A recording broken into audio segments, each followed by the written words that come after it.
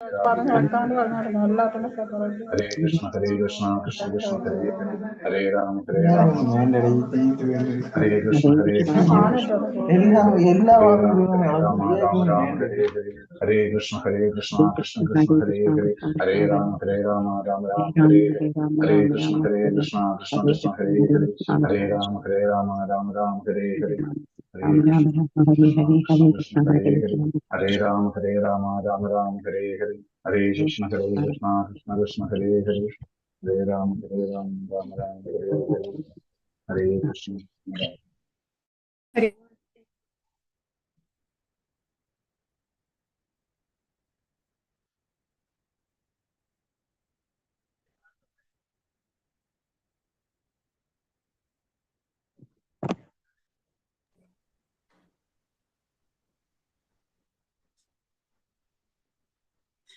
Krishna.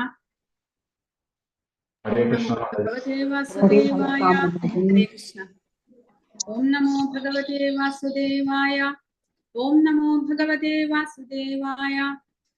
Om Ajnanatirmirandasya Jnananjana Shalakaya Chakshurunmilitam Yena Tasmai Shri Gurave Namaha. Shri Chaitanya Manobhishtam Sthapitam Yena Bhutale Swayam Rupa Kathamahyaam Dadadi Swapadantikam. Namo Om Vishnupadaya Krishna Preshtaya Bhutale Srimate Bhakti Vedanta Swaminiti Namine. Namaste Saraswate Deve Gauravani Pracharine Nirvishesha Shunyavadi Paschatya Deshatarine. Jaya Shri Krishna Chaitanya Prabhu Nityananda Shri Advaita Gadadhara Shri Vasadi Gaura Bhatta Vrinda. Hare Krishna Krishna Krishna Hare Hare, Hare Rama Rama Rama Hare Hare. Hare Krishna. Hare Krishna. നമ്മുടെ ഇന്ന് രണ്ടാമത്തെ അധ്യായത്തിലേക്ക് കടക്കുകയാണ്. അപ്പോൾ കഴിഞ്ഞ അധ്യായത്തിൽ നമ്മൾ യുദ്ധം ചെയ്യാതിരിക്കാനുള്ള അർജുനന്റെ ആദ്യത്തെ 4 കാരണങ്ങൾ പറയുകയുണ്ടായി. എന്തൊക്കെയാണത്? ഹരേ കൃഷ്ണ. ആരാണ് പറയുക? യുദ്ധം ചെയ്യാതിരിക്കാൻ അർജുനൻ 4 കാരണങ്ങൾ പറയുന്നു. മൃദുല ഹൃദയത്വം, പിന്നെ ഭൗതിക സുഖാനുഭവം, പാപം, കുടുംബ പാരമ്പര്യം, കുടുംബക്ഷയം.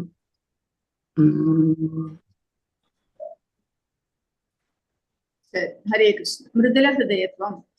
മൃദുല ഹൃദയത്വം എന്നുള്ളത് എന്തിനെയാണ്? അർജുനന്റെ യുദ്ധം ചെയ്യാതിരിക്കാൻ ഏത് കാരണമായിട്ടാണ് പറയുന്നത്? അർജുനന്റെ ഹൃദയം മൃദുലമായതുകൊണ്ട്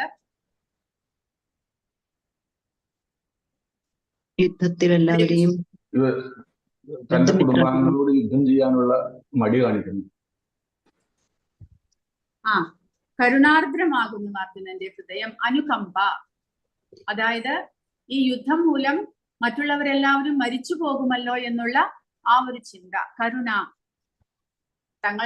തങ്ങൾക്ക് രാജ്യം ആവശ്യമായതുകൊണ്ടല്ലേ യുദ്ധം വരുന്നത്. അപ്പോൾ തങ്ങൾക്ക് വേണ്ടി നമ്മുടെ ആ സ്വാർത്ഥത കാരണം ഇത്രയും ജനങ്ങളെ, ഇത്രയും രാജാക്കന്മാരെ, ഇത്രയും സൈന്യത്തെ വധിക്കേണ്ടി വരുമല്ലോ, അവരുടെ ജീവൻ നഷ്ടമാകുമല്ലോ എന്നുള്ള ചിന്ത, അനുകമ്പ, കരുണ, ഇതെല്ലാം മൃദുല ഹൃദയത്വമായിട്ട് നമ്മൾ കരുതുന്നു. അതിനുശേഷം തന്റെ ബന്ധുമിത്രാദികൾ ഇല്ലാതെ താൻ ഒറ്റയ്ക്ക് രാജ്യം, ഇതിന്റെ സുഖങ്ങൾ, ഐശ്വര്യം ഇതെല്ലാം പങ്കുവെക്കാൻ ആരുമില്ലാതെ തങ്ങൾ മാത്രമായിട്ട് അനുഭവിക്കേണ്ടി വരുമല്ലോ എന്നുള്ള ആ ഒരു ദുഃഖം. മൂന്നാമതായിട്ട് ഇവരെയെല്ലാം വധിക്കുന്നത് പാപമല്ലേ എന്നുള്ള ചിന്ത. നാലാമതായിട്ട് കുടുംബക്ഷയത്തിന്, കുലക്ഷയത്തിന് ഈ യുദ്ധം കാരണമാകും. അങ്ങനെ ആദ്യത്തെ 4 കാരണങ്ങൾ ഒന്നാമത്തെ അധ്യായത്തിൽ നമ്മൾ കാണുകയുണ്ടായി. രാജവംശത്തിന്റെ നാശത്തിലേക്ക് നയിക്കുന്ന പുരോഗമന ഘട്ടങ്ങൾ, അതായത് രാജവംശം എങ്ങനെയാണ്, കുലക്ഷയം എങ്ങനെ സംഭവിക്കുന്നു എന്ന് അർജുനൻ പറയുന്നത്, ആ കുലത്തിലെ മുതിർന്നവരെല്ലാവരും ഈ യുദ്ധത്തിൽ മരിക്കുന്നതോടുകൂടി കുലത്തിൽ സംസ്കാരം പറഞ്ഞു കൊടുക്കാൻ, സ്ത്രീകൾക്ക് കുട്ടികൾക്കും സംരക്ഷണം കൊടുക്കുവാൻ കുലത്തിൽ ആരും ഇല്ലാതെയാകുന്നു. അങ്ങനെ സ്ത്രീകൾ ചിലപ്പോൾ വഴി പിഴയ്ക്കാൻ ഇടയുണ്ട്. കുട്ടികൾക്ക് സംസ്കാരം പറഞ്ഞു കൊടുക്കാൻ, നല്ല വഴി കാണിച്ചു കൊടുക്കാൻ ആരും ഇല്ലാതെയാകുമ്പോൾ കുട്ടികൾ അധർമ്മത്തിലേക്ക് പോകാൻ സാധ്യതയുണ്ട്. അങ്ങനെ കുലത്തിന് ക്ഷയം സംഭവിക്കില്ലേ? കുലത്തിലെ മരിച്ചുപോയ പിതൃക്കൾക്ക് പിണ്ടം വെക്കാനും ആരും ഉണ്ടാകുകയില്ല. അങ്ങനെ കുലം മുഴുവനായിട്ടും, രാജവംശം മുഴുവനായിട്ടും നശിച്ചു പോകാൻ സാധ്യതയുണ്ട് എന്ന് അർജുനൻ പറയുന്നു. മൂന്നാമതായിട്ട് സ്ത്രീകൾ, എങ്ങനെയാണ് സ്ത്രീകൾ വഴികുഴച്ചു പോകുന്നത് എന്ന് ചോദിക്കുകയാണെങ്കിൽ ചാണക്യ പണ്ഡിതൻ ബുദ്ധിമതികളല്ല അത് എന്ന പ്രസ്താവനയുടെ ഉചിതവും അനുചിതവുമായ പ്രയോഗം, അത് എങ്ങനെ ഉപയോഗിക്കാം നമുക്ക്? അത് ഉചിതമാണോ? അങ്ങനെ പറയുന്നത് ഉചിതമാണോ? ചില സർക്കംസ്റ്റൻസസിൽ ഉചിതമാകുന്നു. കാരണം സ്ത്രീകൾക്ക് നമ്മൾ പൊതുവായ ഒരു സംരക്ഷണം നൽകിയില്ലെങ്കിൽ അവരെ മറ്റുള്ളവർ ചതിക്കാനിടയുണ്ട്. അത് നമ്മൾ മനസ്സിലാക്കണം. എന്നാൽ ചില ദിക്കിൽ അത് അനുചിതവുമാണ് എന്ന് നമുക്ക് ആലോചിക്കാം. ഹിംസയുടെ പ്രയോജനം, ഹിംസ എപ്പോഴും നല്ലതാണോ എന്ന് പ്രഭുപാദ പറയുന്നുണ്ട്. അധ്യായത്തിൽ പ്രഭുപാദ അത് വിശദീകരിക്കുന്നു. കാരണം ധാർമ്മികമായിട്ട് കുരുക്ഷേത്രത്തിലെ യുദ്ധം ധർമ്മയുദ്ധമായിരുന്നു, അവിടെ ഹിംസ അനിവാര്യമായിരുന്നു. പക്ഷേ എന്ന് പറഞ്ഞുകൊണ്ട് ക്ഷത്രിയർക്ക് യുദ്ധം അവർ പറഞ്ഞിട്ടുള്ളതാണ് യുദ്ധം എന്ന് പറഞ്ഞുകൊണ്ട് എല്ലാ ഹിംസ ശരിയല്ല എന്നും നമ്മൾ മനസ്സിലാക്കണം. അപ്പോൾ ഹിംസ ധാർമ്മികമായിട്ടുള്ള ഏതെങ്കിലും ഒരു കാര്യത്തിന് വേണ്ടിയിട്ട് ഹിംസ ഉചിതമാകുന്നു, അല്ലെങ്കിൽ ഹിംസ അനുചിതമായിട്ട് നമ്മൾ മനസ്സിലാക്കണം. ഇനി അർജുനന്റെ ഈ കാര്യങ്ങളെല്ലാം, അർജുനൻ മുന്നോട്ട് വെച്ച യുദ്ധം ചെയ്യാതിരിക്കാനുള്ള കാരണങ്ങളെല്ലാം തന്നെ വർണ്ണാശ്രമ ധർമ്മ നിയമങ്ങൾ അനുസരിക്കുന്നത് വഴി നമുക്ക് തീർക്കാവുന്നതേ ഉള്ളൂ എന്നാണ് ഇവിടെ പറയുന്നത്.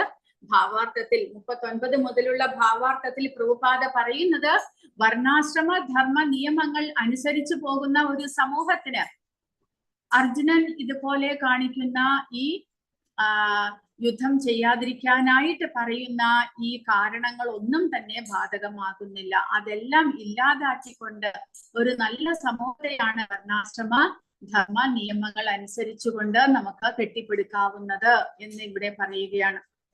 രാജ്യത്തിന്റെയും സമൂഹത്തിന്റെയും പൊതുവായ ആത്മീയ പുരോഗതിക്കായി സമൂഹത്തിൽ സജ്ജനങ്ങൾ നിലനിൽക്കും വിധം രൂപകൽപ്പന ചെയ്തതാണ് വർണ്ണാശ്രമധർമ്മത്തിന്റെ വ്യവസ്ഥകൾ. അപ്പോൾ രാജ്യത്തിന്റെയും സമൂഹത്തിന്റെയും പൊതുവായ ആത്മീയ പുരോഗതിക്കായി, അതാണ് നമ്മൾ മനസ്സിലാക്കേണ്ടത്. അർജുനൻ ഇപ്പോൾ ചിന്തിക്കുന്നത് ഭൗതിക തലത്തിലാണ്, ശാരീരിക ബോധത്തിലാണ്. എന്നാൽ വർണ്ണാശ്രമധർമ്മം പാലിക്കുക വഴി ആ സമൂഹം ആധ്യാത്മിക പുരോഗതിയിലേക്കാണ് പോകുന്നത്. അവിടെ ശാരീരിക ബോധവും ഭൗതികമായിട്ടുള്ള നിലനിൽപ്പും വളരെ അപ്രസക്തമായിരിക്കും. അങ്ങനെയുള്ള സമൂഹത്തിൽ ഇതുപോലെയുള്ള അർജുനൻ ചൂണ്ടിക്കാണിക്കുന്നത് പോലെയുള്ള നാശനഷ്ടങ്ങൾ ഒന്നും തന്നെ ഉണ്ടാകുന്നില്ല. കാരണം സമൂഹത്തിലെ എല്ലാവരും ആത്മീയമായിട്ടാണ് ചിന്തിക്കുന്നത് എന്ന് മനസ്സിലാക്കണം. അങ്ങനെ സജ്ജനങ്ങൾ വളർന്നു വരാൻ, നിലനിൽക്കുവാൻ ആ വർണ്ണാശ്രമധർമ്മങ്ങൾ കാരണമാകുന്നു. അങ്ങനെ വർണ്ണാശ്രമധർമ്മത്തിന്റെ വ്യവസ്ഥകൾ പാലിച്ചുകൊണ്ടുള്ള ഒരു സമൂഹത്തിൽ ഒരു കെട്ടുറപ്പുള്ള സമൂഹമായിരിക്കും. അവിടെ ഈ പറഞ്ഞതുപോലെ പാപം ചെയ്യാനോ അല്ലെങ്കിൽ ധർമ്മം നിലനിൽക്കാനോ ഒരിക്കലും സാധ്യത ഉണ്ടാകുന്നില്ല. കാരണം എല്ലാവരും ആത്മീയ പുരോഗതിക്ക് വേണ്ടി പരിശ്രമിക്കുന്നവരാണ്. കാരണം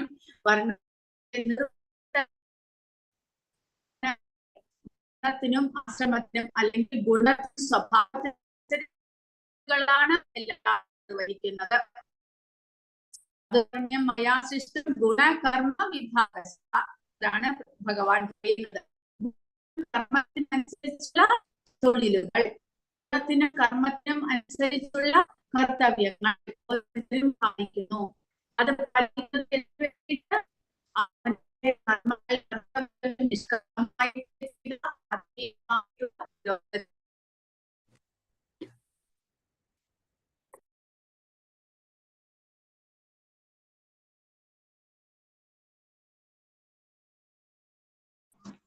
കേൾക്കണില്ല. ഹരേ കൃഷ്ണ മാതാജി. മാതാജിയുടെ നെറ്റിൽ എന്തോ കംപ്ലൈന്റ് ആയിട്ടാണ്, അതുകൊണ്ടാണ് നിന്ന് പോയത്.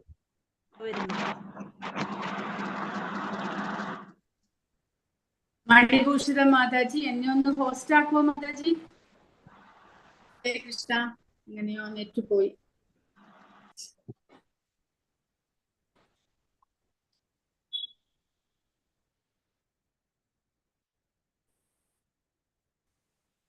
മണിഭൂഷിത മാതാജി, ഹരേ കൃഷ്ണ. ചെയ്യാൻ പോണു മാതാജി. ഹരേ കൃഷ്ണ.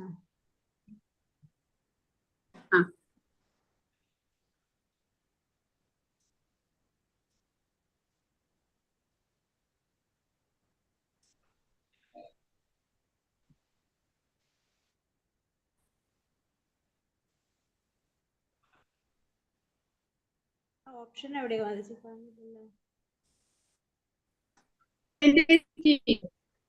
ഇല്ല മാതാജി.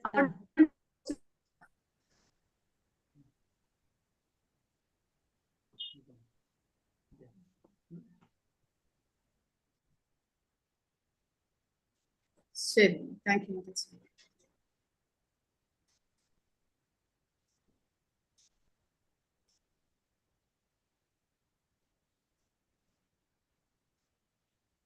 അപ്പോൾ വർണ്ണാശ്രമധർമ്മത്തിന്റെ നിർവചനം, കുലധർമ്മം എങ്ങനെയാണ്? കുടുംബ പാരമ്പര്യങ്ങൾക്കനുസരിച്ച് കുലധർമ്മം എങ്ങനെയാണ് ഓരോരുത്തരും നിർവഹിക്കുന്നത്? ഓരോ കുടുംബത്തിന്റെയും പാരമ്പര്യങ്ങൾ ഫോളോ ചെയ്തുകൊണ്ട് കുലധർമ്മം നിർവഹിക്കുക. ജാതിധർമ്മം ഓരോരുത്തരും ചേർന്നിട്ടുള്ള സമുദായത്തിന്റെ പദ്ധതികളും ആ സമുദായത്തിന്റെ ധർമ്മം എന്താണോ അതനുസരിച്ച് നമ്മൾ ജീവിക്കുക. പിന്നെ സ്വധർമ്മം എന്താണ്? ഓരോരുത്തരുടെയും ധർമ്മമായിട്ട് നമ്മൾ കണക്കാക്കുന്നത് നമ്മൾ ഏത് മതവിഭാഗത്തിൽ പെടുന്നുവോ ആ മതവിഭാഗം നിർദ്ദേശിക്കുന്ന ധർമ്മം എന്താണോ അത് നമ്മൾ ഫോളോ ചെയ്യുക. പിന്നെ അവനവന്റെ കർത്തവ്യങ്ങൾ ഇത്രയും പാലിച്ചുകൊണ്ട് വർണ്ണാശ്രമധർമ്മം വർണ്ണാശ്രമധർമ്മത്തിനനുസരിച്ചുള്ള ഒരു ജീവിതം നമുക്ക് നയിക്കാവുന്നതാണ്. അപ്പോൾ ഇതെല്ലാം തന്നെ ഭഗവത്ഗീതയിൽ ഓരോ അധ്യായത്തിലായിട്ട് പറയുന്നതാണ്. ഇവിടെ നോട്ട് ചെയ്തിട്ടുണ്ട്.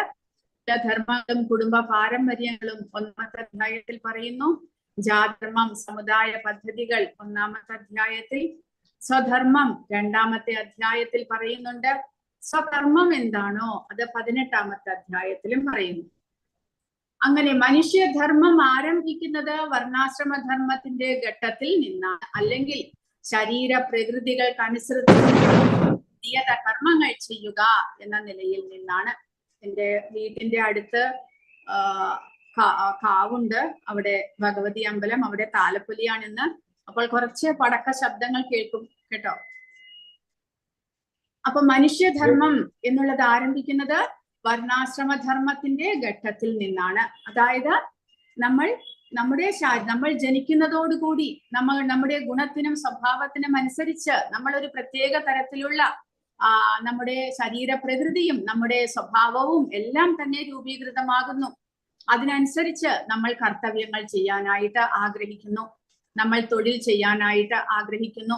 അങ്ങനെ നമ്മൾ ആ വർണ്ണ ആശ്രമ 4 വർണ്ണങ്ങളിലും 4 ആശ്രമത്തിലൂടെയും നമ്മൾ മുന്നേറേണ്ടതാണ് എന്നാണ് പറയുന്നത്.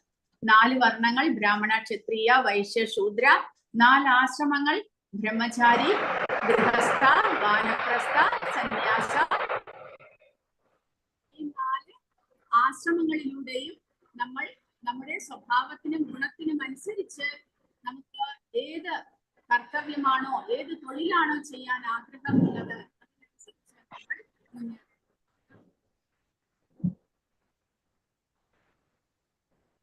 കർമ്മവിഭാഗശഃ ബ്രാഹ്മണർ സത്വഗുണത്തിൽ, ക്ഷത്രിയർ രജോഗുണത്തിൽ, വൈശ്യർ രജോഗുണവും തമോഗുണവും, ശൂദ്രർ തമോഗുണത്തിൽ. ഇത് 4ാമത്തെ അധ്യായത്തിൽ നമ്മൾ പഠിക്കുന്നു. അതിൽ വർണ്ണമാണ് ഇവിടെ പറയുന്നത്. ബ്രാഹ്മണ, ക്ഷത്രിയ, വൈശ്യ, ശൂദ്ര. ബ്രാഹ്മണരുടെ സ്വഭാവം എന്നുള്ളത് ശാന്ത,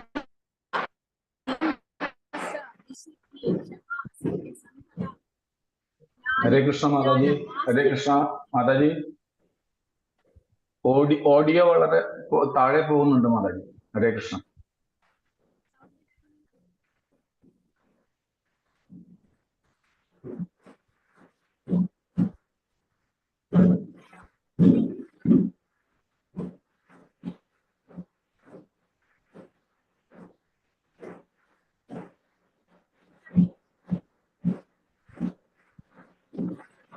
മാതാജിയുടെ സിഗ്നൽ വളരെ വീക്കായിട്ടാണ് കാണിക്കുന്നത്. റെഡിലാണ് നിൽക്കുന്നത്, അതാണ്. വീഡിയോ ഓഫ് ചെയ്താലോ? അപ്പൊ ശരിയാവോ പ്രഭുജി? വീഡിയോ ഓഫ് ചെയ്താൽ ചിലപ്പം ശബ്ദം ക്ലിയർ ആയേക്കുമോ?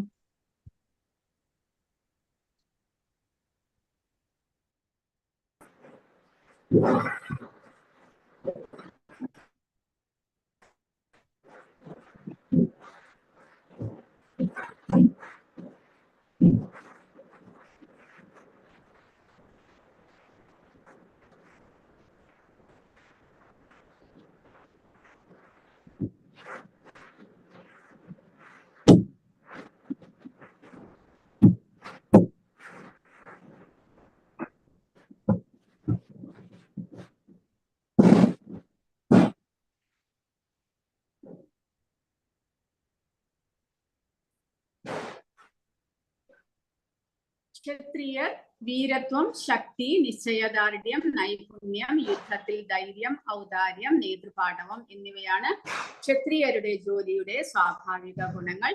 അതുപോലെ വൈശ്യർ കൃഷി, പശു സംരക്ഷണം, വ്യാപാരം. ശൂദ്രർ അധ്വാനവും മറ്റുള്ളവരെ പരിചരിക്കലും. ഇത് ഇപ്പൊ എങ്ങനെ വർണ്ണത്തിലും ആശ്രമത്തിലും അടങ്ങിയിട്ടുള്ള ഒരു സമൂഹത്തിലൂടെ നമ്മൾ മുന്നേറണം എന്നാണ് ഇവിടെ പ്രഭുപാദ പറഞ്ഞുകൊണ്ടുവരുന്നത്. കാരണം അത് ഇവിടെ എന്തുകൊണ്ടാണ് അത് പ്രാമുഖ്യമായിട്ട് പറയുന്നത് എന്ന് പറഞ്ഞു കഴിഞ്ഞാൽ, അങ്ങനെയുള്ള ആ വർണ്ണാശ്രമത്തിലൂടെ മുന്നേറുന്ന ഒരാളുടെ മനസ്സിൽ അർജുനന് വന്നതുപോലെയുള്ള കൺഫ്യൂഷൻ വരുന്നില്ല. ആധ്യാത്മികമായിട്ടുള്ള ചിന്താഗതിയായിരിക്കും അദ്ദേഹത്തിന് ഉണ്ടാകുക. ശരീരബോധത്തിൽ നിന്ന് അവർ എപ്പോഴും മുക്തരായിരിക്കും. അതുകൊണ്ടാണ് ഇവിടെ ഈ പോയിന്റ് എല്ലാം മുന്നോട്ട് വെക്കുന്നത്. അങ്ങനെ അർജുനൻ യുദ്ധം ചെയ്യാതിരിക്കാനായിട്ട് 4 കാരണങ്ങൾ പറയുന്നു. ഈ 4 കാരണങ്ങൾ എല്ലാം തന്നെ ശരീരബോധത്തിലല്ലേ. അപ്പോൾ വർണ്ണാശ്രമ ധർമ്മത്തിൽ ഫോളോ ചെയ്യുന്ന അല്ലെങ്കിൽ അതിലൂടെ ആത്മീയമായിട്ട് മുന്നേറുന്ന ഒരാളുടെ മനസ്സിൽ ഇതുപോലെയുള്ള കൺഫ്യൂഷൻ ഉണ്ടാകുന്നില്ല എന്നാണ് ഇവിടെ പോയിന്റ് ആയിട്ട് പറയുന്നത്. അങ്ങനെ പ്രഭുപാദ പറയുന്നത് കുടുംബത്തിലെ അംഗങ്ങളെ ശരിയായ രീതിയിൽ വളരാനും ആത്മീയ മൂല്യങ്ങൾ കൈവരിക്കാനും സഹായിക്കുന്നതിന് മതപാരമ്പര്യങ്ങളുടെ നിരവധി തത്വങ്ങൾ വർണ്ണാശ്രമ ധർമ്മത്തിന്റെ സംവിധാനത്തിലുണ്ട്. അങ്ങനെ ആത്മീയ മൂല്യങ്ങൾ കൈവരിക്കാനുള്ള അല്ലെങ്കിൽ കൈവരിച്ച് മുന്നേറാനായിട്ടാണ് നമ്മൾ കുടുംബത്തിലെ അംഗങ്ങളെ സഹായിക്കേണ്ടത്. ഏത് പ്രവർത്തന മേഖലയായാലും ഉന്നത പ്രാമാണികരുടെ ആജ്ഞപ്രകാരം സ്വകർത്തവ്യം നിറവേറ്റുക എന്നത് ജീവിതത്തെ ഉത്കൃഷ്ടതയിലേക്ക് നയിക്കുന്നു. ഇത് പ്രഭുപാദ പറയുന്നതാണ്. അതായത് നമ്മിലും ഉന്നതരായിട്ടുള്ളവരെ നമ്മൾ ഫോളോ ചെയ്യണം, അവരുടെ ആജ്ഞകൾ പാലിക്കണം. അത് നമ്മളെ ശ്രേയസ്സിലേക്ക് നയിക്കുന്നു. അപ്പോൾ അതുപോലെ ഇവിടെ ഇനി അർജുനൻ അതുപോലെ തന്നെ കൃഷ്ണനെ ഫോളോ ചെയ്യാനായിട്ട്, കൃഷ്ണന്റെ ഉപദേശങ്ങളെ സ്വീകരിക്കാനായിട്ട് ആഗ്രഹിക്കുന്നു. അപ്പോൾ അർജുനന്റെ ഈ കൺഫ്യൂഷൻ, അർജുനന്റെ യുദ്ധം ചെയ്യാതിരിക്കാനുള്ള ആഗ്രഹവും എല്ലാം കണ്ടിട്ട് ഭഗവാൻ അർജുനനെ ഉപദേശിക്കുന്നത് എന്താണ്? ക്ലൈബ്യം ആസ്മഗമഃ പാർത്ഥ നൈദത്വയ്യും ക്ഷുദ്രം ഹൃദയ ദൗർബല്യം ത്യക്തോത്തിഷ്ഠ പരന്തപ. ഹേ പാർത്ഥ, തരം താണ ഈ ആണത്തമില്ലായ്മയ്ക്ക് അധീനനാകരുത്. നിനക്ക് യോജിക്കുന്നതല്ല ഇത്. ശത്രുക്കളെ ജയിക്കുന്നവനെ ക്ഷുദ്രമായ ഹൃദയ ദൗർബല്യത്തെ ഉപേക്ഷിച്ച് എഴുന്നേൽക്കുക എന്ന് ഭഗവാൻ അർജുനനെ ഉപദേശിക്കുന്നു. അതായത് ക്ഷുദ്രം ഹൃദയ ദൗർബല്യം, അർജുനന്റെ ഹൃദയത്തിന് ദൗർബല്യം ഉണ്ടായിരിക്കുന്നു. കാരണം അനുകമ്പ മൂലം അർജുനന്റെ മനസ്സിൽ അനുകമ്പ, ക്ഷത്രിയന്മാർക്ക് ഇങ്ങനെ ഒരു യുദ്ധകളത്തിൽ വെച്ച് അനുകമ്പയുണ്ടാകുന്നത് സാധാരണയല്ല എന്ന് മനസ്സിലാക്കണം. അല്ലെങ്കിൽ സാധാരണ ജനങ്ങളോട് ക്ഷത്രിയന്മാർക്ക് അനുകമ്പ ഉണ്ടാകുന്നു. രാജാക്കന്മാർ എല്ലാവരെയും ഒരുപോലെ അവരുടെ ഭരണ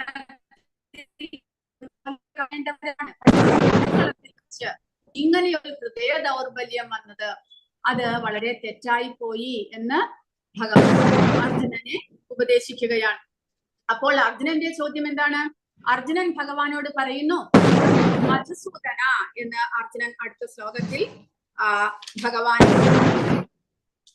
ഭഗവാനെ വിളിക്കുകയാണ്. കാരണം മധു എന്ന രാക്ഷസനെ ഭഗവാൻ വധിച്ചത് കൊണ്ട് ഭഗവാന് മധുസൂദനൻ എന്ന പേര് വന്നിരിക്കുന്നു. അതുപോലെ അർജുനൻ ചോദിക്കുന്നു, ഭീഷ്മരെയും ദ്രോണരെയും ഞാൻ വധിക്കാനാണോ നീ പറയുന്നത്? അതുപോലെ എന്നെ ഭീഷ്മസൂദന എന്നുള്ള പേരിലേക്ക് എന്നെ മാറ്റേണ്ടി വരുമോ? കാരണം ശത്രുനാശകനായതുകൊണ്ട് ഭഗവാന് മധു എന്നുള്ള രാക്ഷസൻ ഭഗവാന്റെ ശത്രുവായിരുന്നു, അസുരനായിരുന്നു. അതുകൊണ്ട് ആ അസുരനെ വധിച്ചത് കൊണ്ട് ഭഗവാന് മധുസൂദനൻ എന്ന പേര് വന്നിരിക്കുന്നു. എന്നാൽ ഇവിടെ ഭീഷ്മരോ ദ്രോണരോ ആരും തന്നെ അർജുനന്റെ ശത്രുക്കളല്ല, സ്വന്തപ്പെട്ടവരാണ്. അവരെ വധിക്കുന്നത് ശരിയാണോ എന്നാണ് അർജുനൻ ഭഗവാനോട് ചോദിക്കുന്നത്. അവരെ വധിക്കുന്നത് മൂലം ഞാൻ കൊലയാളിയല്ലേ ആകുകയുള്ളൂ? ഭഗവാൻ ശത്രുവിനെ വധിച്ചത് കൊണ്ട് ഭഗവാന്റെ പേരിന്, ഭഗവാന്റെ പ്രശസ്തി വർദ്ധിച്ചു. പക്ഷെ അർജുനൻ തന്റെ സ്വന്തം ബന്ധുബാന്ധവന്മാരെ വധിച്ചു കഴിഞ്ഞാൽ അർജുനന് പ്രശസ്തി പകരം അർജുനൻ ഒരു കൊലയാളിയാകില്ലേ എന്നുള്ള ചിന്ത അർജുനന്റെ മനസ്സിൽ വരുന്നു. അങ്ങനെ പക്ഷെ അതോടുകൂടി ഇനി അർജുനന് വാദങ്ങളൊന്നും തന്നെ പറയാനില്ല. അർജുനൻ ഇത് എന്താണ് തീരുമാനമെടുക്കാൻ പറ്റാത്ത അവസ്ഥയിലേക്ക് അർജുനൻ മാറുകയാണ്. അങ്ങനെ അർജുനന്റെ അഞ്ചാമത്തെ, യുദ്ധം ചെയ്യാതിരിക്കാനുള്ള അഞ്ചാമത്തെ കാരണം, അവരെ ജയിക്കുന്നതാണോ അവരാൽ തോൽപ്പിക്കപ്പെടുന്നതാണോ, ഏതാണ് നല്ലത് എന്ന് എനിക്ക് മനസ്സിലാകുന്നില്ല എന്നുള്ള അവസ്ഥയിലേക്ക് അർജുനൻ മാറുന്നു. അങ്ങനെ അർജുനൻ പറയുന്നത്, അവരെ ജയിക്കുന്നതോ അവരാൽ തോൽപ്പിക്കപ്പെടുന്നതോ ഏതാണ് നല്ലത് എന്ന് നമുക്ക് അറിഞ്ഞുകൂടാ.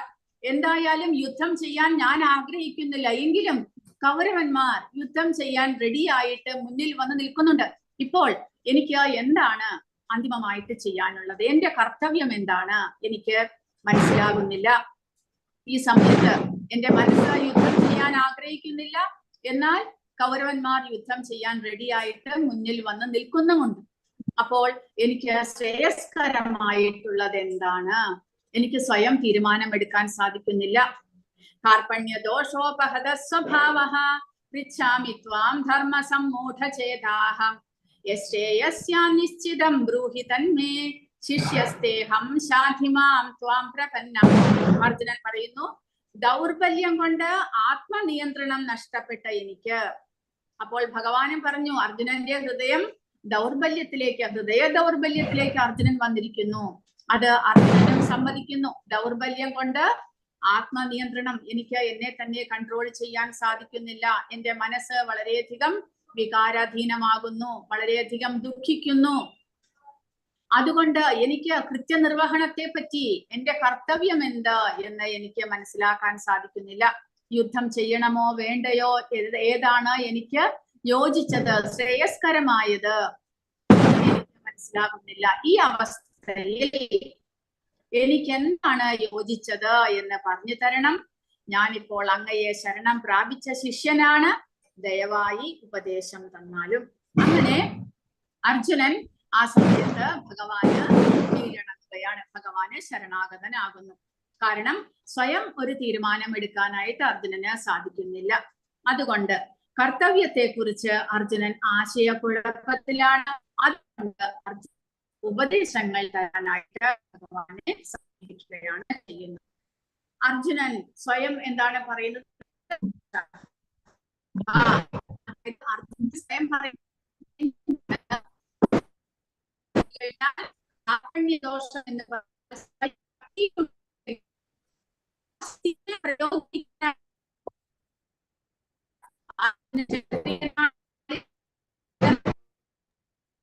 ഹരേ കൃഷ്ണ മാതാജി. മാതാജി ക്ലിയർ ആവുന്നില്ല. ഹരേ കൃഷ്ണ.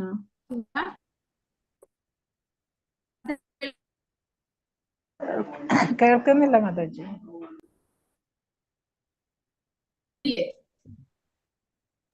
നമ്മൾ ഓഡിയോ കറക്റ്റ് ആയിട്ട് കിട്ടുന്നില്ല മാതാജി. സിഗ്നൽ വീക്ക് ആയിട്ടുണ്ടോ?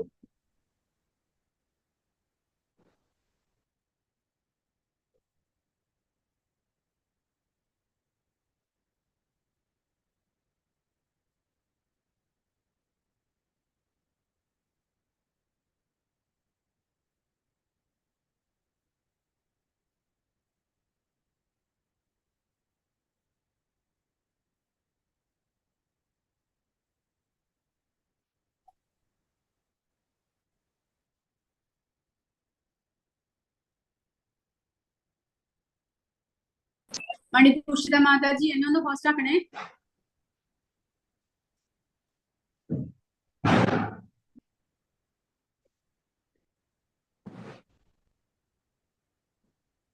ഞാൻ അവിടെ വെടിക്കെട്ടായതുകൊണ്ട് ഞാൻ വീട് മാറി ഇരുന്നതാണ്. അപ്പൊ കേൾക്കുന്നുണ്ടോ? അല്ല വ്യത്യാസം? ഇപ്പൊ ഓഡിയോ കറക്റ്റ് ആണ്, കേൾക്കുന്നുണ്ടോ? ഹരേ കൃഷ്ണ. ഹരേ കൃഷ്ണ. കേൾക്കുന്നുണ്ടോ? ഇപ്പൊ കേൾക്കുന്നുണ്ടോ ഓഡിയോ? ശരി ശരി.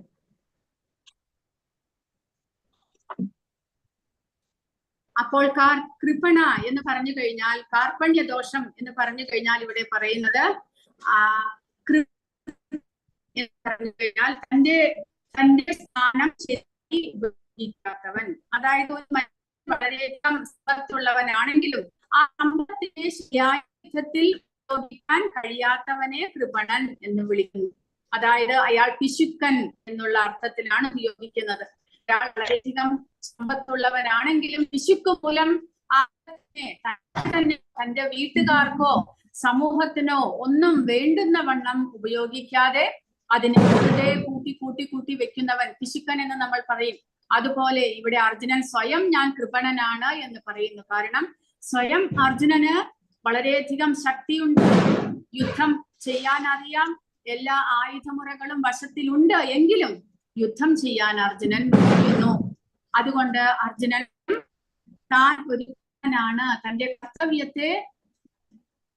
കർത്തവ്യത്തെ ശരിയായി കൊണ്ട് അർജുനൻ സ്വയം കൃപണനാണ് എന്ന് ഇവിടെ പറയുകയാണ്. അങ്ങനെ സ്വന്തം ധർമ്മം എന്താണ് എന്ന് മനസ്സിലാക്കാൻ കഴിയാത്ത അവസ്ഥയിൽ എനിക്ക് ശക്തിയുണ്ടെങ്കിലും ഞാൻ യുദ്ധം ചെയ്യാൻ നിഷേധിക്കുകയാണ്, എനിക്ക് പണമുണ്ടെങ്കിലും ഞാൻ ചിലവഴിക്കുന്നില്ല, ഇവയെ കൃപണ എന്ന് വിളിക്കുന്നു. അതിനാൽ കാർപ്പണ്യ ദോഷോ പതഹ, ഇപ്പോൾ എനിക്ക് കാർപ്പണ്യ ദോഷം ബാധിച്ചിരിക്കുന്നു എന്നാണ് അർജുനൻ പറയുന്നത്. അപ്പോൾ ധർമ്മ സമ്മൂഢചേതാഹ, ധർമ്മം എന്ത്, കർത്തവ്യം എന്ത് എന്ന് മനസ്സിലാക്കാൻ കഴിയാത്ത രാഷ്ട്രീയ സിദ്ധാന്തത്തെക്കാൾ മതപരങ്ങളായ പ്രമാണങ്ങൾക്ക് പ്രാധാന്യം നൽകണം എന്ന് അർജുനൻ വാദിക്കുന്നു. അതായത് സമൂഹത്തിന്റെ നന്മയ്ക്ക് വേണ്ടിയിട്ടാണ്, അധർമ്മത്തെ ഇല്ലാതാക്കി ധർമ്മം പുനഃസ്ഥാപിക്കാനാണ് ഈ യുദ്ധം മൂലം അത് സാധിക്കും. എങ്കിലും അർജുനൻ എന്ത് വിചാരിക്കുന്നു? തന്റെ സ്വന്തം സ്വാർത്ഥത, തന്റെ സ്വന്തം മമത, അതിനാണ് പ്രാധാന്യം എന്ന് അർജുനൻ വിചാരിക്കുന്നു. പദാർത്ഥം, ആത്മാവ്, പരമാത്മാവ് എന്നിവയെ കുറിച്ചുള്ള അറിവ് മതപരമായ സൂത്രവാക്യങ്ങളെക്കാൾ പ്രധാനമാണ് എന്ന് അദ്ദേഹത്തിന് ആ സമയത്ത് അറിയില്ല. കാരണം അജ്ഞാനം മൂലം, ആത്മീയമായ അജ്ഞാനം ബാധിച്ചത് മൂലം അർജുനൻ ഇങ്ങനെയെല്ലാം ചിന്തിക്കുന്നത് എന്ന് നമ്മൾ മനസ്സിലാക്കി. അപ്പോൾ ഈ അവസ്ഥയിൽ പ്രഭുപാദരുടെ ഉപദേശം എന്താണ്?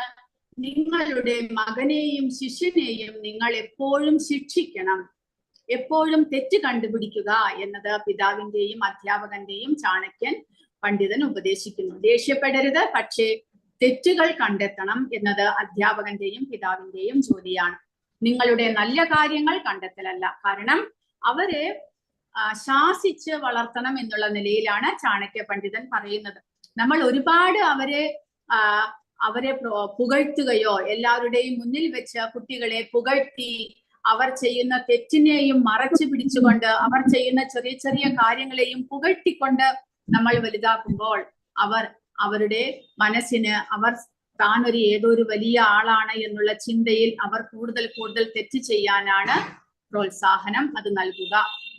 അതുകൊണ്ട് അധ്യാപകനും പിതാവും എല്ലായ്പ്പോഴും മക്കളെ ശാസിച്ച് തെറ്റുകൾ, അവർ ചെയ്യുന്ന നല്ല കാര്യത്തിലും തെറ്റ് കണ്ടുപിടിക്കണമെന്ന്. കാരണം അത് അവരെ ഇനിയും കൂടുതൽ പെർഫെക്റ്റ് ആകാനായിട്ട് സഹായിക്കും എന്നാണ് പറയുന്നത്. അതുപോലെ തന്നെ ഗുരുവും, ആത്മീയ ഗുരുവും ഇതുപോലെ തന്റെ ശിഷ്യന്മാരെ അവരെ ശാസിച്ച് നല്ല വഴിയിലേക്ക് കൊണ്ടുവരണം. അത് അവരുടെ ആത്മീയ പുരോഗതിക്ക് വളരെയധികം നല്ലതാകും എന്നാണ് പറയുന്നത്. അതുപോലെ പ്രഭുപാദ് ഇവിടെ പറയുന്നു, അതിനാൽ ഇതുവരെ ഞങ്ങളുടെ ആത്മീയ ഗുരു ശിക്ഷിക്കുമ്പോൾ ഞങ്ങൾ അത് അനുഗ്രഹമായി സ്വീകരിച്ചു. അത് വളരെ മനോഹരമായിരുന്നു. ആത്മീയ ഗുരു എന്തും പോലെ ശാസിക്കും. അതെല്ലാം പിന്നീട് നമുക്ക് കുട്ടികളും വളർന്ന് വലുതാകുന്നതോടുകൂടിയാണ് ചെറുപ്പത്തിൽ അച്ഛനും അമ്മയും ശാസിച്ച് വലുതാക്കിയത് കൊണ്ട് അവരുടെ സ്വഭാവം നല്ല സ്വഭാവമായിട്ട് മാറുന്നത് മനസ്സിലാക്കാൻ അവർക്ക് സാധിക്കുകയുള്ളൂ. പക്ഷെ ചെറുപ്പത്തിലെ ലാളിച്ച് വഷളാക്കി കഴിഞ്ഞാൽ കുട്ടികൾ വലുതാകുമ്പോൾ അവർ അതുപോലെ സമൂഹത്തിന് ദോഷകരമായിട്ടുള്ള സ്വഭാവത്തിലൂടെ വളർന്നു വരുന്നു. അങ്ങനെ അർജുനൻ ഭഗവാന് ശരണാഗതനാകുന്നു. ഇനി അടുത്ത 12ാമത്തെ ശ്ലോകം മുതൽ ഭഗവാന്റെ ഉപദേശങ്ങളാണ് ആരംഭിക്കുന്നത്. 12 മുതലുള്ള ശ്ലോകങ്ങളിലൂടെ ഭഗവാൻ ആത്മീയമായിട്ടുള്ള ഉപദേശങ്ങൾ, അതായത് അർജുനന്റെ 4 പരാതികൾക്ക്, യുദ്ധം ചെയ്യാതിരിക്കാനുള്ള 4 കാരണങ്ങൾക്ക് ഭഗവാൻ വീണ്ടും ഓരോന്നിനും പ്രത്യേകം ഉത്തരം നൽകിക്കൊണ്ട് ഭഗവാൻ അർജുനന് ഉപദേശങ്ങൾ ആരംഭിക്കുകയാണ്. അപ്പോൾ ആദ്യത്തേത് അനുകമ്പ. അർജുനൻ ആദ്യം പറയുന്നത് മൃദുല ഹൃദയത്വം. ഇവിടെ കൂടിയിരിക്കുന്നവരെ എല്ലാവരെയും വധിക്കുന്നത് അത് ചെയ്യാൻ സാധിക്കുന്നില്ല, അവരെന്റെ ബന്ധുമിത്രാദികളാണ് എന്ന് പറയുന്നതിനെ അർജുനന്റെ അനുകമ്പയുടെ വാദത്തെ കൃഷ്ണൻ എങ്ങനെ പരാജയപ്പെടുത്തുന്നു? ആത്മീയ ജ്ഞാനം ഉപദേശിച്ചുകൊണ്ട്. ന ജായതേ മ്രിയതേ വാ കഥാചിൻ ന്യായം ഭൂത്വാ ഭവിതാ വാനഭൂയഃ എന്നുള്ള ശ്ലോകത്തിലൂടെ 11 മുതൽ 30 വരെയുള്ള ശ്ലോകങ്ങളിലൂടെ അർജുനന് ഭഗവാൻ ഉപദേശങ്ങൾ നൽകുകയാണ്. തമുവാച ഋഷികേശഃ പ്രഹസന്നിവ ഭാരത സേനയോരുഭയോർ മധ്യേ വിഷീദന്തമിദം വചഃ. അങ്ങനെ അർജുനന് ഇപ്പോൾ ഇരു സൈന്യങ്ങളുടെയും നടുവിൽ വെച്ച് മന്ദഹാസത്തോടെ കൃഷ്ണൻ ദുഃഖിതനായ അർജുനനോട് പറയുന്നു. ശ്രീ ഭഗവാൻ ഉവാച അശോച്യാനന്വശോചസ്ത്വം പ്രജ്ഞാവാദാംശ്ച ഭാഷസേ ഗദാസൂന ഗദാസൂംശ്ച നാനുശോചന്തി പണ്ഡിതാഃ. എല്ലാ ശ്ലോകങ്ങളും ഈ പിപിടിയിൽ കൊടുത്തില്ല, അതുകൊണ്ട് ചില ഇമ്പോർട്ടന്റ് ആയിട്ടുള്ള ശ്ലോകങ്ങൾ വായിച്ചിട്ട് പോകാം. ഭഗവാൻ പറഞ്ഞു, നീ ബുദ്ധിമാന്മാരെ പോലെ സംസാരിക്കുന്നുവെങ്കിലും ആവശ്യമില്ലാത്തവയെ ചൊല്ലി ദുഃഖിക്കുകയും ചെയ്യുന്നു. ബുദ്ധിമാന്മാർ ജീവിക്കുന്നവരെ ചൊല്ലിയാകട്ടെ മരിച്ചവരെ ചൊല്ലിയാകട്ടെ വിലപിക്കാറില്ല എന്ന് ഭഗവാൻ പറയുന്നു. അതായത് ധീരസ്തത്ര ന മുഹ്യതി എന്ന് ഭഗവാൻ ഇവിടെ പറയുന്നത്. പ്രജ്ഞാവാദാംശ ഭാഷസേ, നീ വളരെയധികം പാണ്ഡിത്യമുള്ള ഒരാളെ പോലെയാണ് സംസാരിക്കുന്നത്. പക്ഷേ നാനു ശോചന്തി പണ്ഡിതാഹ, പണ്ഡിതന്മാർ എന്തിനെ പറ്റി വിലപിക്കുന്നില്ല? മരിച്ചവരെ ചൊല്ലിയാകട്ടെ ജീവിക്കുന്നവരെ ചൊല്ലിയാകട്ടെ വിലപിക്കുന്നില്ല എന്നാണ് ഭഗവാൻ പറയുന്നത്. ആ ശ്ലോകത്തിന്റെ അങ്ങനെയുള്ള വാക്കിന്റെ അർത്ഥം എന്തായിട്ടാണ് നമ്മൾ മനസ്സിലാക്കേണ്ടത്? മരിച്ചവരെ ചൊല്ലിയാകട്ടെ ജീവിക്കുന്നവരെ ചൊല്ലിയാകട്ടെ വിലപിക്കുന്നില്ല എന്ന് പറയുമ്പോൾ, ഹരേ കൃഷ്ണ, ആരാണ് പറയുക? എന്താണ് അതിന്റെ അർത്ഥം? ബുദ്ധിമാന്മാർ ജീവിക്കുന്നവരെ ചൊല്ലിയാകട്ടെ മരിച്ചവരെ ചൊല്ലിയാകട്ടെ വിലപിക്കാറില്ല. ആരാണ് പറയുക? അതിന്റെ അർത്ഥം എന്താണ്?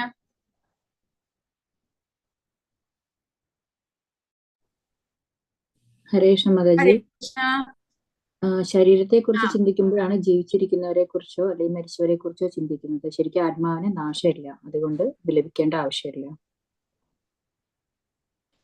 ശരി. അപ്പോൾ ബുദ്ധിമാന്മാർ എന്ന് പറയുന്നത് ആത്മീയതയെ കുറിച്ച് അറിവുള്ളവർ, ആത്മജ്ഞാനം ലഭിച്ചവർ. അവർ ശരീരത്തെ കുറിച്ച് ചിന്തിക്കുന്നില്ല. കാരണം ശരീരം എന്തായാലും മരണപ്പെടാനുള്ളതാണ്.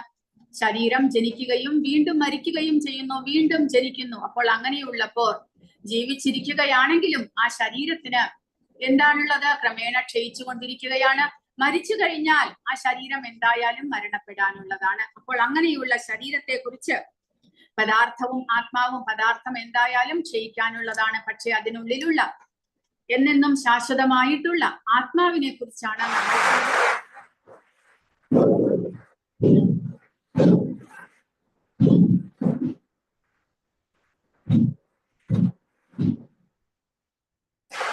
ഭഗവാൻ പറയുകയാണ്. അങ്ങനെയുള്ള ആത്മാവിന് ഭഗവാൻ അടുത്ത ശ്ലോകത്തിൽ പറയുന്നത്, ദേഹിനോസ്മിൻ യഥാ ദേഹേ കൗമാരം യൗവനം ജരാ തഥാ ദേഹാന്തര പ്രാപ്തിഹി ധീരസ്തത്ര ന മുഹ്യതി. ശരീരസ്ഥനായ ആത്മാവ് ബാല്യത്തിൽ നിന്ന് യൗവനത്തിലേക്കും പിന്നെ വാർദ്ധക്യത്തിലേക്കും കടക്കുന്നത് പോലെ മരണശേഷം മറ്റൊരു ശരീരത്തിലേക്ക് പ്രവേശിക്കുന്നു.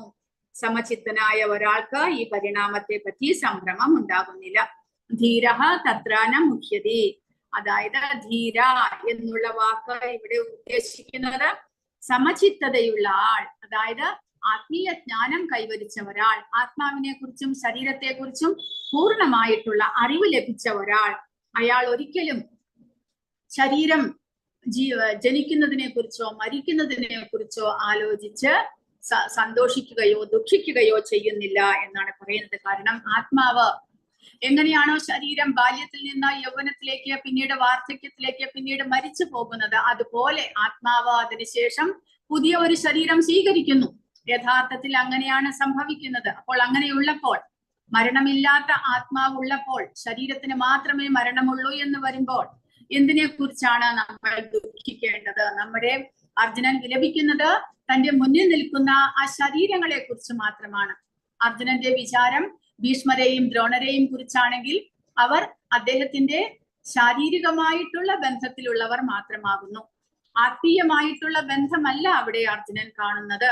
അതുകൊണ്ട് എന്താണെങ്കിലും, നാച്ചുറൽ ആയിട്ടാണെങ്കിലും ഇവരെല്ലാവരും മരണപ്പെടാനുള്ളവരല്ലേ എന്നുള്ള ചോദ്യമാണ് ഭഗവാൻ ഇവിടെ ചോദിക്കുന്നത്.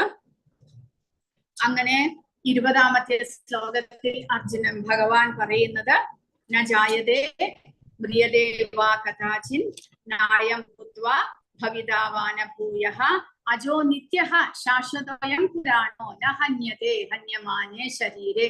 അങ്ങനെയുള്ള ആത്മാവിന് ഒരിക്കലും ജനന മരണങ്ങൾ ഉണ്ടാകുന്നില്ല. അത് ഉണ്ടായിട്ടില്ല, ഉണ്ടാകുന്നില്ല, ഭാവിയിൽ ഉണ്ടാകുകയുമില്ല.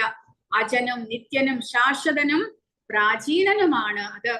ശരീരം നശിക്കുമ്പോൾ അതിന് മരണം ഉണ്ടാകുന്നില്ല. എന്നാൽ ശരീരത്തിനാണെങ്കിലോ ശരീരം മരിച്ചു പോകുന്നു. എന്നാൽ ഇവിടെ ഭഗവാൻ പറയുന്നു ശരീരം മരിച്ചാലും ആത്മാവിന് മരണം സംഭവിക്കുന്നില്ല. അങ്ങനെയുള്ള ആത്മാവിനെ കുറിച്ച് ഓർത്ത് വിലപിക്കേണ്ട ആവശ്യമില്ല. എന്നാൽ ശരീരമാണെങ്കിലോ അത് നാച്ചുറലായിട്ട് മരിക്കാനുള്ളതാണ്. അപ്പോൾ അങ്ങനെ വരുമ്പോൾ ആ ശരീരത്തെ കുറിച്ചും നമ്മൾ എന്തിനു വിലപിക്കണം? കാരണം ശരീരം എന്നാണെങ്കിലും മരിച്ചു പോകും, എല്ലാവരും മരിക്കാനുള്ളവരാണ്. അപ്പോൾ ആ ശരീരത്തെ കുറിച്ച് വിലപിക്കേണ്ട ആവശ്യമില്ല. ആത്മാവാണെങ്കിലോ ആത്മാവിന് ഒരിക്കലും മരണവുമില്ല. അപ്പോൾ ആത്മാവിനെ കുറിച്ചും ആലോചിച്ച് വിഷമിക്കേണ്ട കാര്യമില്ല എന്ന് അർജുനന്റെ അനുകമ്പയുടെ വാദത്തെ കൃഷ്ണൻ ഇങ്ങനെ പരാജയപ്പെടുത്തുകയാണ്. അതായത് തന്റെ ബന്ധുമിത്രാദികളെല്ലാം മരിച്ചു പോകില്ലേ, അതുകൊണ്ട് ഈ യുദ്ധം ഞാൻ ചെയ്യുന്നില്ല എന്നുള്ള അർജുനന്റെ ആ വാദത്തിനെ ഭഗവാൻ ഇങ്ങനെ ആത്മീയമായിട്ടുള്ള ഉപദേശങ്ങളാൽ പരാജയപ്പെടുത്തുന്നു. രണ്ട് അഭിപ്രായത്തിൽ നിന്നും വിലാപത്തിന് കാരണമില്ല. കാരണം ജീവാത്മാവിനെ ഹിംസിക്കാനോ ഭൗതിക ശരീരത്തെ എത്ര കാലം വേണമെങ്കിലും സംരക്ഷിക്കാനോ അല്ലെങ്കിൽ ശാശ്വതമായി സംരക്ഷിക്കാനോ കഴിയില്ല. അപ്പോൾ രണ്ട് കാര്യങ്ങൾ നോക്കിയാലും, അതായത് ജീവാത്മാവിനെ നമുക്ക് ഒന്നും തന്നെ ചെയ്യാൻ സാധ്യമാകുന്നില്ല. ജീവാത്മാവിനെ എങ്ങനെ നൈനം ചിന്തന്തി ശസ്ത്രാണി നൈനം ദഹതി പാവകഃ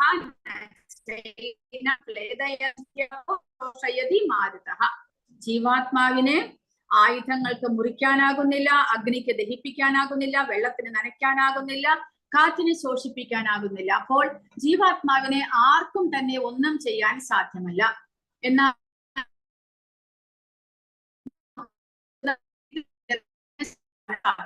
ശരീരം എന്തായാലും ക്ഷയിച്ചു പോകാനുള്ളതാണ്. അപ്പോൾ രണ്ട് വഴിയിൽ നിന്ന് നോക്കുകയാണെങ്കിലും ഇവിടെ അർജുനൻ ചെയ്യുന്നത് പോലെ വിലപിക്കാനുള്ള കാരണങ്ങൾ ഒന്നും തന്നെയില്ല. നാച്ചുറലായിട്ട് ശരീരം ഇല്ലാതെ ആകും. അർജുനൻ യുദ്ധം വേണ്ട എന്ന് വെച്ചാലും ഭീഷ്മരുടെയും ദ്രോണരുടെയും ശരീരം ഇല്ലാതെ ആകും. എന്നാലോ യുദ്ധം ചെയ്തു എന്ന് വെച്ചിട്ട് അവരുടെ ആത്മാക്കൾക്ക് ദോഷവും ഉണ്ടാകുന്നില്ല എന്ന് ഭഗവാൻ ഇവിടെ പറയുന്നു. അതുകൊണ്ട് അങ്ങനെയുള്ള വിലാപം ആവശ്യമില്ല എന്നാണ് ഭഗവാൻ പറയുന്നത്. അങ്ങനെ 11 മുതൽ 30 വരെയുള്ള ശ്ലോകങ്ങളിലൂടെ അർജുനന്റെ അനുകമ്പയുടെ വാദത്തെ ഭഗവാൻ കൃഷ്ണൻ പരാജയപ്പെടുത്തുന്നു. ദേഹി നിത്യം അവധ്യോയം ദേഹേ സർവസ്യ ഭാരത തസ്മാത് സർവാണി ഭൂതാനി നത്വം ശോചിതും അർഹസി. ദേഹി അതായത് ദേഹത്തിൽ വസിക്കുന്ന സത്ത അനശ്വരനാണ്. അതിനെ ഏതൊരു ജീവനെ കുറിച്ചും നീ വ്യസനിക്കേണ്ടതില്ല. അപ്പോൾ ശരീരം മാത്രമേ നശിക്കുന്നുള്ളൂ, ശരീരത്തിനുള്ളിലുള്ള ആത്മാവിനെ കുറിച്ച് വിലപിക്കേണ്ടതില്ല. അപ്പോൾ ഇവിടെ കൊടുത്തിരിക്കുന്ന ഫോട്ടോയും പ്രഭുപാദരുടെ വ്യാഖ്യാനത്തിൽ നിന്നുള്ളതാണ്. അതായത് അർജുനന്റെ വിലാപം ഇവിടെ കൊടുത്തിരിക്കുന്ന ഫോട്ടോയുമായിട്ട് താരതമ്യം ചെയ്തിരിക്കുന്നു പ്രഭുപാദ. അതായത് ഒരു വെള്ളത്തിൽ വീണ് മുങ്ങിത്താഴുന്ന ആളുടെ ഉടുപ്പിനെ മാത്രം നമ്മൾ രക്ഷിക്കുന്നത് കൊണ്ട് എന്ത് പ്രയോജനമാണുള്ളത്? അതായത് ഭൗതിക പ്രപഞ്ചത്തിൽ വീണ് അനേക ജന്മങ്ങളായി പല വിധത്തിലുള്ള ശരീരങ്ങളും സ്വീകരിച്ച് ദുരിതങ്ങളിലും പെട്ടിരിക്കുന്ന ജീവാത്മാവിന്റെ ശരീരത്തെ കുറിച്ച് മാത്രം നമ്മൾ വിലപിക്കും.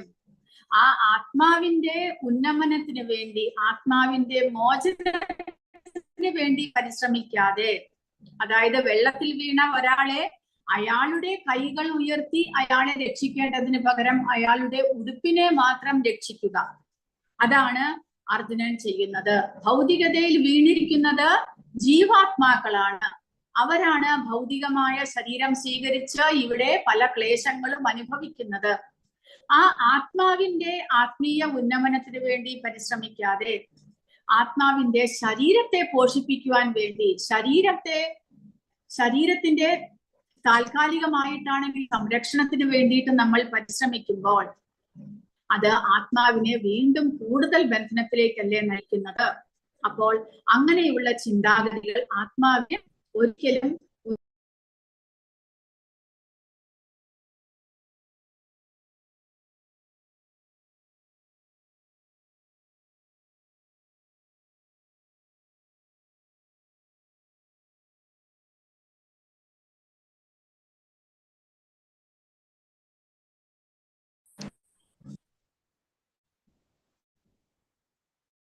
മാതാജി, മണിഭൂഷിത മാതാജി, ഒരു 10 നിമിഷം കൂടെ. ഹരേ കൃഷ്ണ.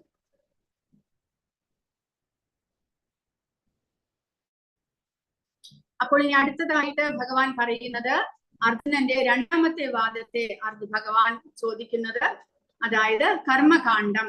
അർജുനന് അടുത്തതായിട്ട് പറയുന്നത് ഭൗതിക സുഖഭോഗങ്ങൾ അനുഭവിക്കാൻ അർജുനൻ ആഗ്രഹിക്കുന്നില്ല.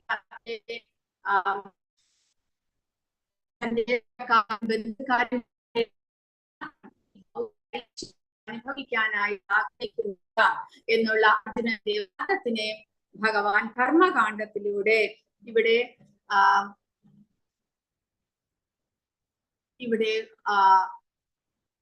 കൃഷ്ണൻ പരാജയപ്പെടുത്തുകയാണ്. സന്തോഷം, അധർമ്മത്തെ കുറിച്ചുള്ള പ്രതികരണങ്ങൾ എന്നിവ 31 മുതൽ 37 വരെയുള്ള കർമ്മകാണ്ഡം എന്നുള്ള ആ ഒരു വാദങ്ങൾ ഉന്നയിച്ചുകൊണ്ട്, അതായത് എന്താണത്? സ്വധർമ്മം അഭിചാവേക്ഷ്യ നവികമ്പിതുമർഹസി ധർമ്മ്യാധി യുദ്ധാശേയോന്യ ക്ഷത്രിയസ്യന വിദ്യതേ. ക്ഷത്രിയൻ എന്ന നിലയ്ക്ക് നിനക്കുള്ള പ്രത്യേക കർത്തവ്യം ആലോചിച്ചാൽ മതശാസനാനുസൃതമായ ഉത്തമമായ ഒരു കർമ്മവും നിനക്ക് ചെയ്യാനില്ല. അതിനാൽ വൈമുഖ്യം കൈവിടുക. അർജുനൻ ക്ഷത്രിയനായതുകൊണ്ട് ക്ഷത്രിയ ധർമ്മമാണ് യുദ്ധം ചെയ്യുക എന്നുള്ളത്. അതുകൊണ്ട് ആ ക്ഷത്രിയ ധർമ്മമായ യുദ്ധം ചെയ്തു കഴിഞ്ഞാൽ എന്താണ് അർജുനന് ഗുണമുണ്ടാകുന്നത്? യാദൃച്ഛികമായി ഇതുപോലെ ഒരു യുദ്ധത്തിന് അവസരം ലഭിക്കുന്ന ക്ഷത്രിയന്മാർ സന്തുഷ്ടരാണ്. എന്തെന്നാൽ സ്വർഗ കവാടം അവർക്ക് വേണ്ടി തുറക്കപ്പെട്ടിരിക്കുകയാണ്. അതായത് ക്ഷത്രിയന്മാർ യുദ്ധക്കളത്തിൽ മരിച്ചു വീഴുകയാണെങ്കിൽ അവർക്ക് സ്വാഭാവികമായി തന്നെ അവരുടെ പുണ്യകർമ്മങ്ങളുടെ ഫലമില്ലാതെ തന്നെ അവർക്ക് സ്വർഗത്തിലേക്ക് പ്രവേശിക്കാൻ സാധിക്കും. സ്വർഗത്തിലേക്ക് പോയാലോ അവിടെ അനന്തമായിട്ടുള്ള അളവിലുള്ള സുഖ സൗകര്യങ്ങളാണ് അനുഭവിക്കാനുള്ളത്. അപ്പോൾ അർജുനന്റെ വാദം, ഈ യുദ്ധം ജയിച്ചു കഴിഞ്ഞാൽ ഈ ഐശ്വര്യങ്ങളെല്ലാം തന്നെ ഞങ്ങൾ പാണ്ഡവന്മാർ തന്നെ അനുഭവിക്കണം, തങ്ങളുടെ ബന്ധുമിത്രാദികളെല്ലാം മരിച്ചു പോകും. പക്ഷെ ഭഗവാൻ പറയുന്നു, യുദ്ധക്കളത്തിൽ വെച്ച് ആര് മരിച്ചു വീണാലും അവർക്ക് സ്വർഗത്തിലേക്ക് ഡയറക്റ്റ് പോകാവുന്നതാണ്. അവിടെ പോയി അവർക്ക് സുഖം അനുഭവിക്കാവുന്നതാണ്. അപ്പോൾ ഈ ഭൂമിയിലെ സുഖം തന്നെ അനുഭവിക്കണമെന്നില്ല. അങ്ങനെയുള്ള കാരണം ഉപദേശിച്ചുകൊണ്ട് ഭഗവാൻ അർജുനന്റെ ആ വാദത്തെയും തള്ളിക്കളയുന്നു. അത് മാത്രമല്ല, ധാർമ്മികമായ യുദ്ധമാണ് നടക്കാൻ പോകുന്നത്. ആ ധാർമ്മികമായ യുദ്ധത്തെ ക്ഷത്രിയനായ അർജുനൻ ചെയ്തില്ല എന്നുണ്ടെങ്കിൽ, യുദ്ധം ചെയ്തില്ലെങ്കിൽ അതിന്റെ പാപഫലം അർജുനൻ അനുഭവിക്കേണ്ടതായിട്ട് വരും. കാരണം ധാർമ്മികമായ ഈ സമരം നീ ചെയ്യുന്നില്ലെങ്കിൽ സ്വന്തം കടമ നിറവേറ്റാതിരുന്നത് കൊണ്ട് നീ തീർച്ചയായും പാപം കയ്യേൽക്കും. യുദ്ധവീരൻ എന്ന നിന്റെ യശസ് നഷ്ടപ്പെടുകയും ചെയ്യും. അതുകൊണ്ട് അകീർത്തി ജനങ്ങളെല്ലാം നിന്നെ പഴിക്കും. വ്യക്തിക്ക് മരണത്തേക്കാൾ ദുസ്സഹമാണ് അപമാനം. അതുകൊണ്ട് യുദ്ധം ചെയ്യുക മാത്രമാണ് അർജുനൻ ഒരേ ക്ഷത്രിയനായതുകൊണ്ട് അർജുനന്റെ കർത്തവ്യം എന്നതിൽ യുദ്ധം ചെയ്യേണ്ട വഴി ഇവിടെ അങ്ങനെ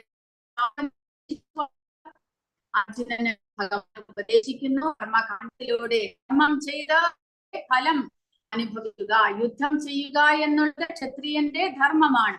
ആ ധർമ്മം ചെയ്ത് അതിന്റെ ഫലമായ സുഖ സൗകര്യങ്ങൾ ഐശ്വര്യങ്ങൾ അനുഭവിക്കുക എന്ന് ഭഗവാൻ ആദ്യം പറയുന്നു. പക്ഷേ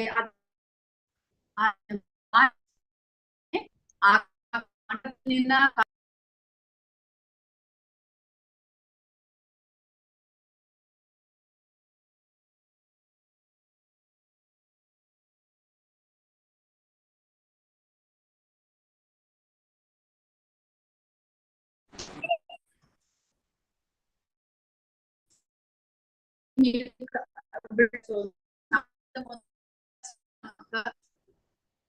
അടുത്ത ക്ലാസ്സിൽ നമുക്ക് ഹരേ കൃഷ്ണ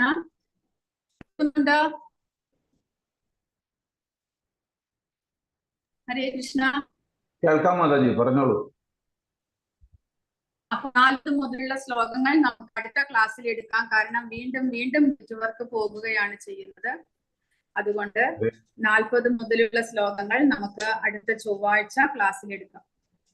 ഹരേ കൃഷ്ണ. ആർക്കെങ്കിലും എന്തെങ്കിലും സംശയങ്ങളോ ചോദ്യങ്ങളോ ഉണ്ടോ?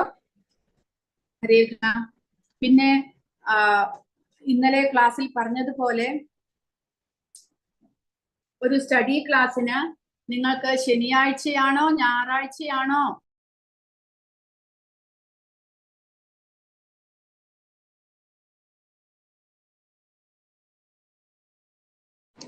വെള്ളിയാഴ്ചയാണോ ശനിയാഴ്ചയാണോ സൗകര്യമാകുക? ശനിയാഴ്ച മതി മാതാജി. ശനിയാഴ്ച മതിയോ? ശരിയാ മാതാജി, ശനിയാഴ്ച തന്നെ എടുക്കാം മാതാജി. ഓക്കെ മാതാജി. ഹരേ കൃഷ്ണ.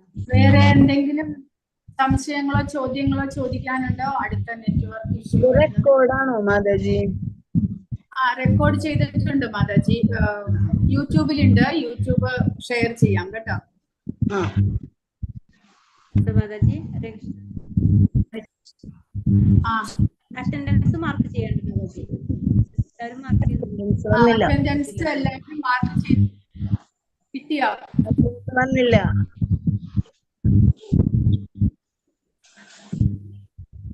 നെറ്റ്വർക്ക് 3 പ്രാവശ്യം അറ്റൻഡൻസ് മാർക്ക് ചെയ്യാനുള്ള റിക്വസ്റ്റ് വന്നിട്ടുണ്ടല്ലോ. അറ്റൻഡൻസ് ഇട്ടിട്ടുണ്ട്. ആദ്യം എല്ലാവരും ഒന്ന് രേഖപ്പെടുത്തണം. വേഗം രേഖപ്പെടുത്തിക്കോളൂ. ആദ്യം എന്റെ നെറ്റ്വർക്ക് ആദ്യം അറ്റൻഡൻസ് ഇട്ടിട്ടുണ്ട്. ശനിയാഴ്ച എപ്പോഴാ സമയം മാതാജി? ശനിയാഴ്ച 7:30 മുതൽ 8:30 വരെ പോരെ? കാരണം സന്ധ്യാസമയത്ത് എല്ലാവരും നാമജപമൊക്കെ ചെയ്യണം. കഴിഞ്ഞിട്ട് ചെയ്യാന്ന് വെച്ചിട്ടാണ്. 7:30 മതി. കാരണം സന്ധ്യാസമയത്ത് എന്താണ് 7:30 ശനിയാഴ്ച 7:30 എടുക്കാം മാതാജി. കാരണം 7 മണിയൊക്കെ ആവുമ്പോ എല്ലാവരും വീട്ടില് നാമജപമൊക്കെ ചെയ്യണ സമയമാണെങ്കിൽ വേണ്ട എന്ന് പറഞ്ഞിട്ടാണ് 7:30 ചെയ്യാന്ന് പറഞ്ഞത്. 7:30 മുതൽ 8:30 മാതാജി. ഹരേ കൃഷ്ണ.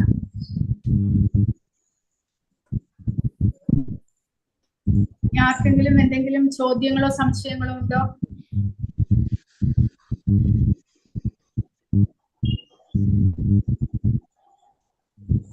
ഹരേ കൃഷ്ണ. അപ്പൊ ഞാൻ ഗ്രൂപ്പ് ഹരേ ക്രിയേറ്റ് കൃഷ്ണ. ഹരേ കൃഷ്ണ ഗ്രൂപ്പിന്റെ മാതാജി. ഹരേ കൃഷ്ണ. ഞാൻ എനിക്ക് കട്ടായി പോയിട്ട് എനിക്ക് കേൾക്കാൻ പറ്റില്ല. ഇന്നത്തെ ക്ലാസ് കറക്റ്റ് ആവാത്തോണ്ട് അടുത്ത ശനിയാഴ്ച ക്ലാസ് എന്നാണോ പറഞ്ഞത് മാതാജി? അല്ല മാതാജി, അത് സ്റ്റഡി ക്ലാസ് ആണ്.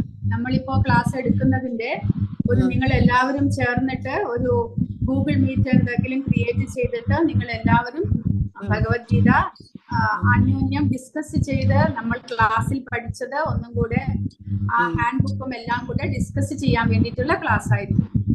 ശരി, അത് എല്ലാ ശനിയാഴ്ചയാണോ? അത് എല്ലാ ശനിയാഴ്ചയും 7:30 മുതൽ 8:30 വരെ എടുക്കാമെന്നാണ് തീരുമാനിച്ചിരിക്കുന്നത്. എല്ലാവർക്കും സൗകര്യമാണെങ്കിൽ. മാതാജിക്ക് ബുദ്ധിമുട്ടൊന്നുമില്ലല്ലോ? ഇല്ല, പ്രത്യേകിച്ച് ബുദ്ധിമുട്ടൊന്നുമില്ല.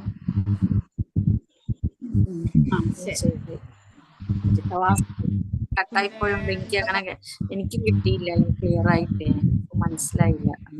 അതെ, അപ്പൊ ഗ്രൂപ്പ് ക്രിയേറ്റ് ചെയ്തിട്ട് ഞാൻ അതിന്റെ ലിങ്ക് പോസ്റ്റ് ചെയ്യുന്നതാണ് ഗ്രൂപ്പിൽ. അപ്പൊ എല്ലാവരും ആ ലിങ്ക് ക്ലിക്ക് ചെയ്തിട്ട് ഗ്രൂപ്പിൽ ഇൻവൈറ്റ് ലിങ്ക് ക്ലിക്ക് ചെയ്തിട്ട് ഗ്രൂപ്പിൽ ജോയിൻ ആകുക. പിന്നെ ആ ഗ്രൂപ്പ് വഴി മണിഭൂഷിത മാതാജി നിങ്ങൾക്ക് ക്ലാസിന്റെ ലിങ്ക് എല്ലാം പോസ്റ്റ് ചെയ്യും. അങ്ങനെ നിങ്ങൾക്ക് ക്ലാസ് അറ്റൻഡ് ചെയ്യാം, സ്റ്റഡി ക്ലാസ്. എല്ലാവരും പങ്കെടുക്കണം, കാരണം നിങ്ങൾക്ക് തന്നെ വളരെ നല്ല പ്രയോജനമായിരിക്കും. എല്ലാവരും ചേർന്ന ഗ്രൂപ്പ് ഡിസ്കഷനും എല്ലാം ചെയ്തുകൊണ്ട്. ഹരേ കൃഷ്ണ. ഹരേ കൃഷ്ണ. അടുത്ത ക്ലാസ് മുതൽ ശരിയായിട്ട് ഇത് ഇന്നിപ്പോ ഈ ഒരു പ്രോബ്ലം വന്നത് കൊണ്ടാണ് അടുത്ത ക്ലാസ് ശരിയായിട്ട്. ചന്ദ്ര ശ്രീമദ് ഭഗവത്ഗീത की जय, श्रील प्रभुपाद की जय। वाञ्छाकल्पतरुभ्यश्च कृपा सिन्धुभ्यैव च पतितानां पावनेभ्यो वैष्णवेभ्यो नमो नमः। अनंत कोटि वैष्णव वृंद की जय, श्रील प्रभुपाद की जय। हरे कृष्ण। हरे कृष्ण। ഹരേ കൃഷ്ണ മാതാജി. ഹരേ കൃഷ്ണ മാതാജി. കൃഷ്ണ മാതാജി. തങ്കമണിന്റെ അറ്റൻഡൻസ് കിട്ടിയോ? വന്നുണ്ട് മാതാജി. ഹരേ കൃഷ്ണ. ശരി.